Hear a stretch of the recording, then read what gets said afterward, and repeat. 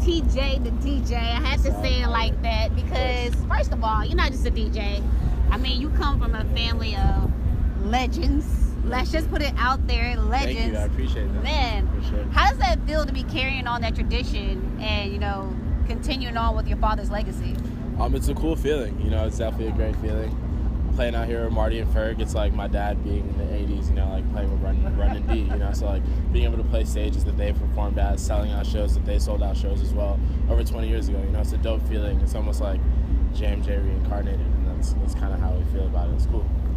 Now, with you being a DJ, I've seen the DJ transcend. I was actually at a conference at Complex, and you know, DJ Mustard and all them were talking about how they moved from being a DJ to being a producer to branding themselves. Are you going to be doing some of those same things? Yeah, for sure. I actually have an EP coming out. I've been playing music since I was a kid. I've been playing drums in like rock bands. Like people don't even know that about me. I play like drums in emo bands. You know, like I loved rock and roll growing up.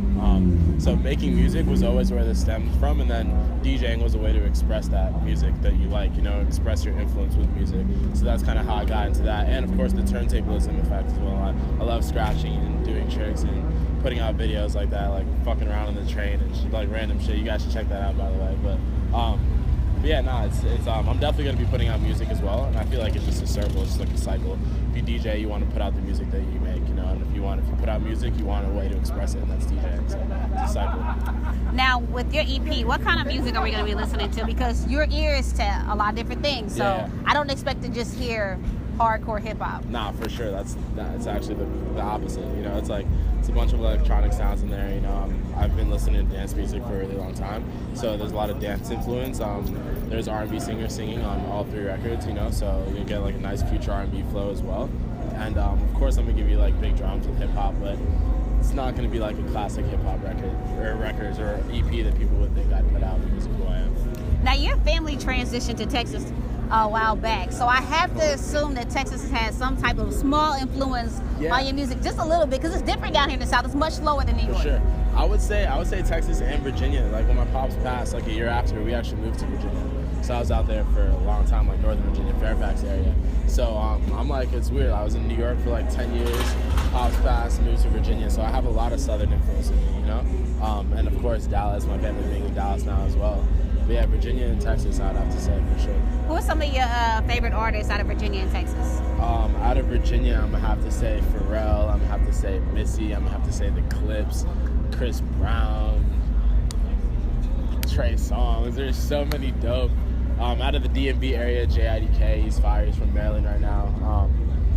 Like a bunch of dope people. Texas, of course, like just the stunners of all time. You know, like Paul Wall, and just a bunch of people that I've always loved and just influenced hip hop music right now, what we're listening to, you know? So yeah, those are my influences from the South for sure. And before my pops passed, he actually even said, he's like, yo, this is one of the last things I remember him saying to me was that hip hop music, like Southern hip hop, was gonna take over the mainstream, you know?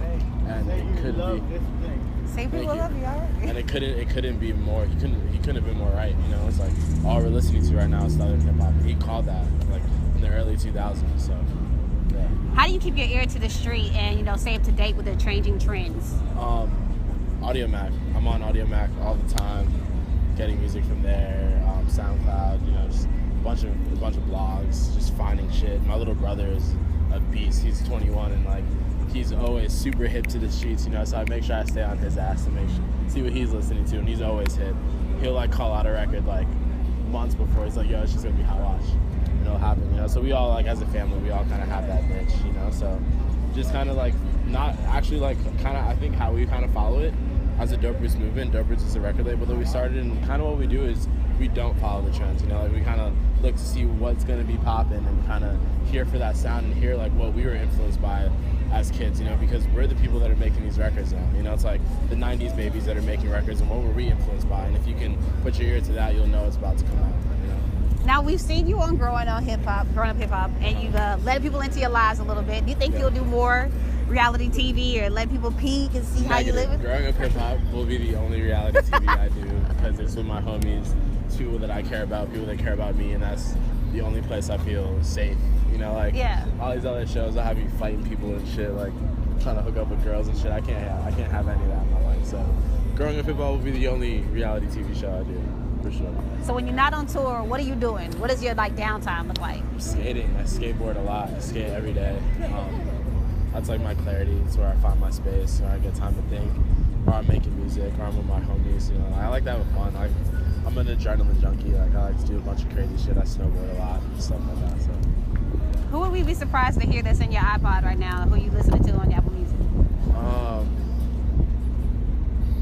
My brother put me onto this kid Lil Peep, who's fire. And like what he does is he emulates like that old rock and roll sound, like Blink-182s and shit, but like mixes it with like the whole like 3-6 Mafia vibe, like Southern hip hop, you know.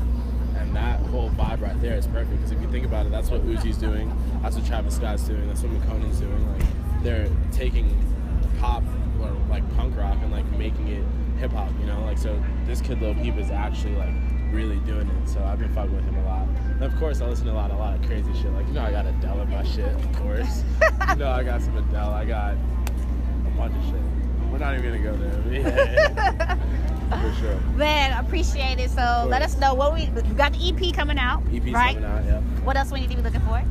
Coming to a city near you. Coming to a city near you. Yeah. It's, come to the tour. Actually, this tour is fucking crazy. Rob Stone, Playboy Cardi, Marty Baller, ASAP Ferg, your boy TJ MIZELL, we're out here. And we got till December 3rd, so check out the schedule, buy some tickets, trapdoor.com.